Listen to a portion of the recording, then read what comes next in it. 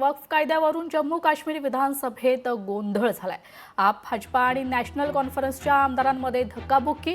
वक्फ कायद्यावर चर्चा व्हावी, नॅशनल कॉन्फरन्सची मागणी। तर गदारोळानंतर 3 तास विधानसभेचं कामकाज तहकूब करण्यात आलंय।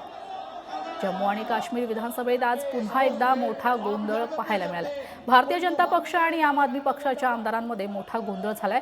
दोन्ही बाजूंचे नेते एकमेकांविरुद्ध एकवटलेले दिसून आले। त्याचवेळी नॅशनल कॉन्फरन्सच्या आमदारांनी घोषणाबाजी केली। एनसी आमदार सभागृहाच्या मध्यभागी आले आणि त्यांनी वक्फ कायद्यावर चर्चा करण्याची मागणी केली आहे।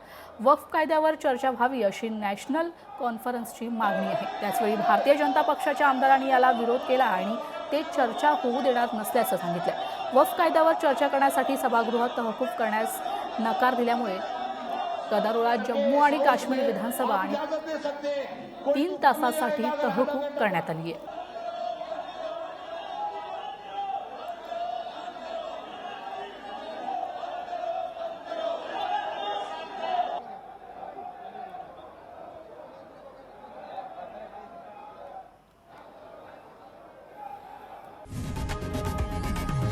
लोकशाही मराठी ऐका, पहा, जागरूक रहा।